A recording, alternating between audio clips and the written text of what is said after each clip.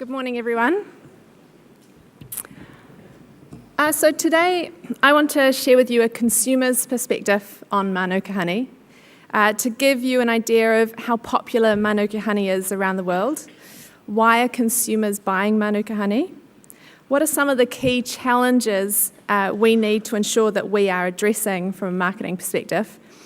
And the brand and the story that we need to be building to realise our potential around the world.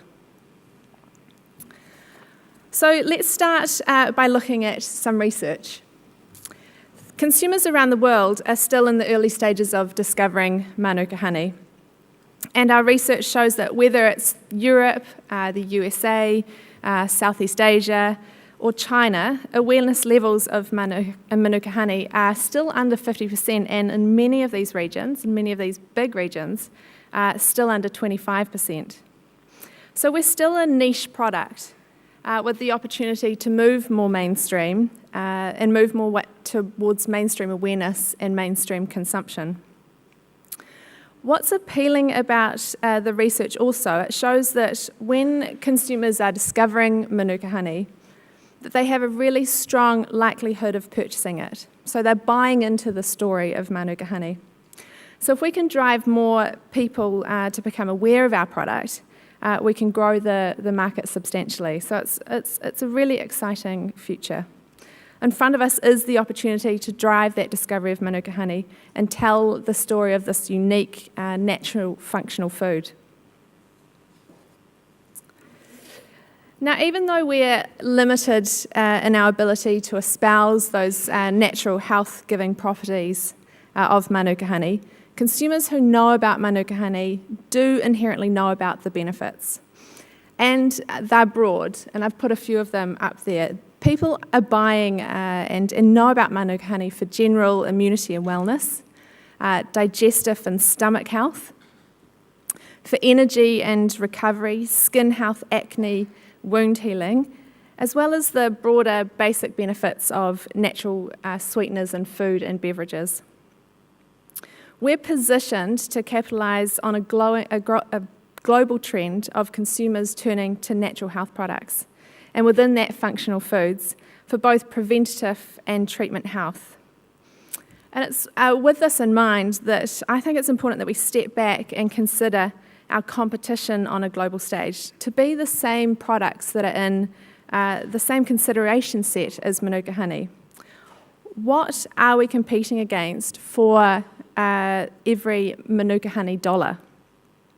It's actually other functional foods, so popularity around goji berries, coconut oil, spirulina, probiotics, omega. These are just some of the examples of what Manuka honey needs to stand out from and stand above.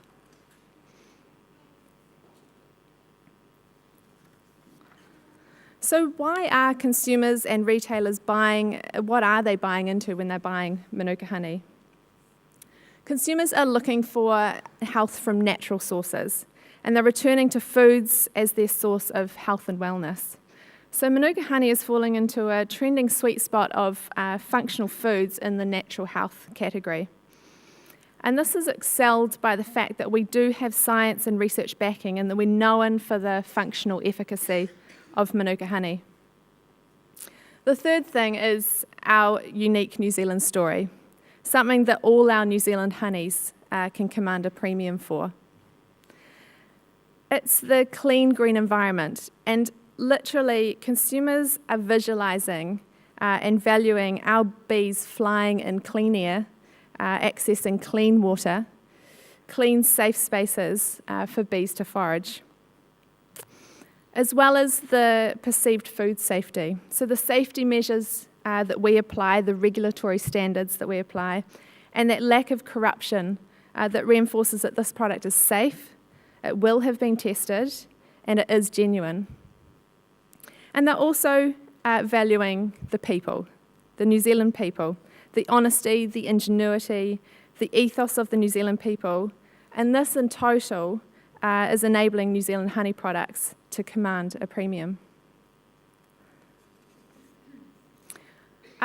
This is an interesting picture that I've tried to paint These are some of the key challenges facing not only Manuka honey, but all New Zealand honey that we need to be getting on the front foot of it as an industry, and we've definitely heard about that this morning and yesterday. So they include food security through the supply chain.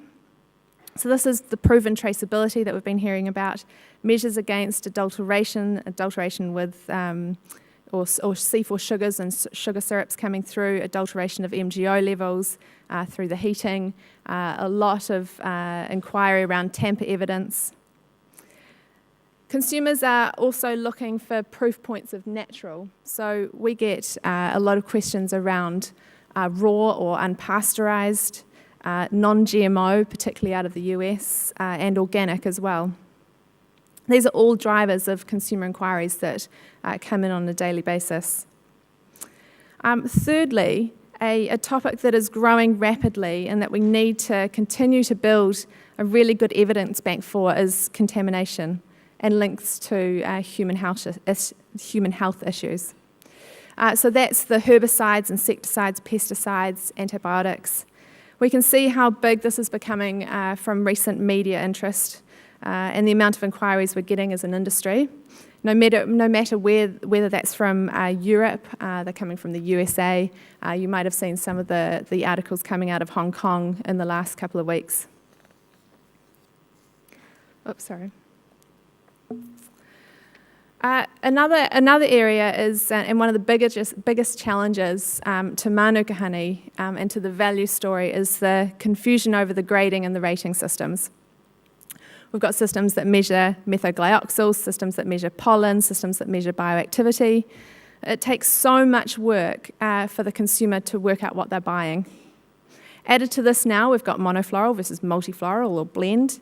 And the risk is that we're making it really hard for consumers to trust our brand.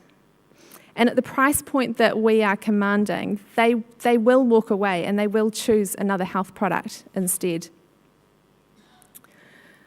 Now, bees are romantic, and we can see that in the number of hobbyist beekeepers growing significantly around the world, and the plight of the bee is a global interest story.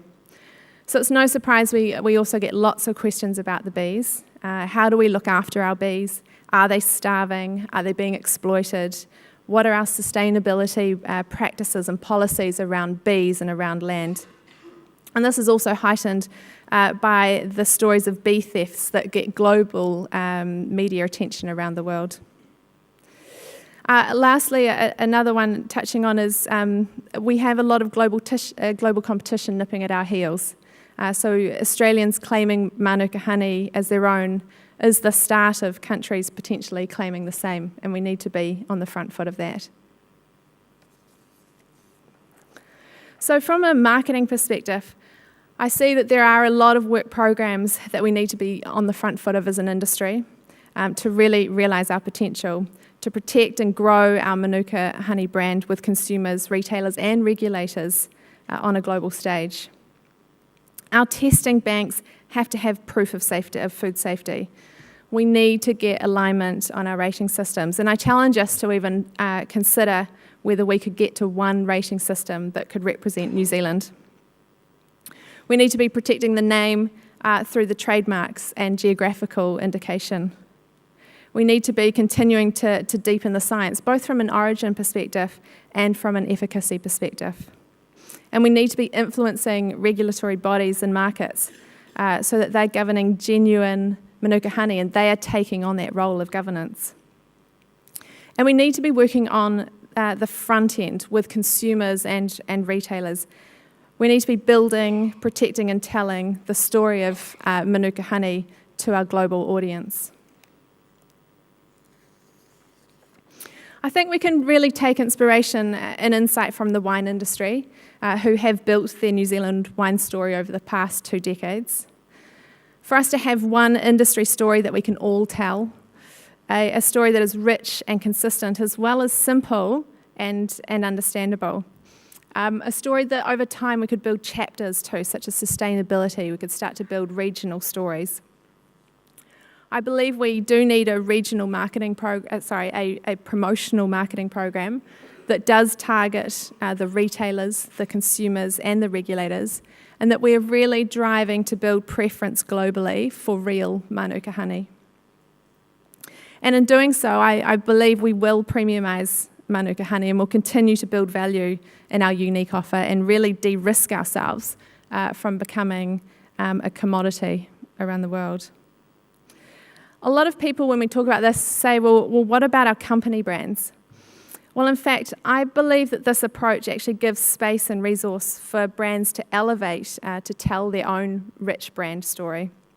So much of every brand's investment is going into that basic awareness and education of Manuka honey. If we can collectively invest in marketing to protect our story and build our product story, we can individually invest deeper in a powerful brand story off a much richer foundation. Now, I wanted to, in the last few minutes, I thought I'd share some of the helpful and interesting tools that are available to us all and available to those running branded businesses. So NZTE, New Zealand Trade and Enterprise, and the New Zealand Story Group have some fantastic resources and advisory services available. For example, New Zealand Trade and Enterprise, they release research papers that can give more insights into consumers and market dynamics. And there's a US market report due out shortly that I think will be really interesting for everyone.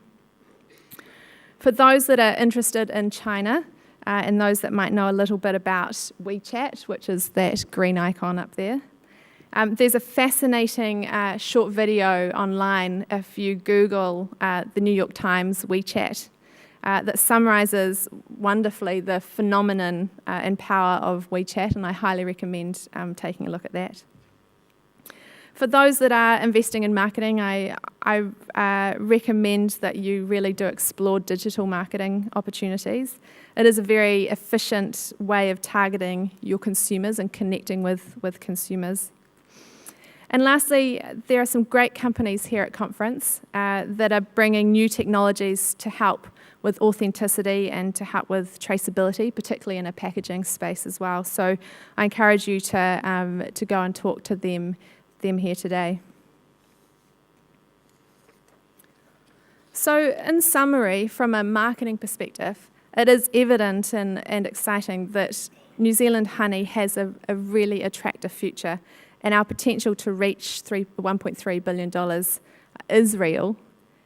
Consumers are still in those early stages of discovering Manuka honey. And these are consumers of adjacent health categories, and we need to be making sure that we stand out to win their consumer dollar.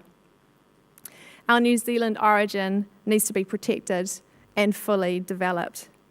And we need to be setting down positions and data to respond to consumer drivers and respond to consumer questions, such as the contaminants, such as the sustainability policies. And we need to be working as an industry to build our honey stories and collectively communicate them to our global audience. Consumers do know inherently about Manuka honey, and they are passionate advocates. So we need to enable more consumers to discover Manuka honey and discover our unique and special product and story. And I really believe that halo effect will happen to the wider honey varietals and will grow our industry in total. So thank you for your time today.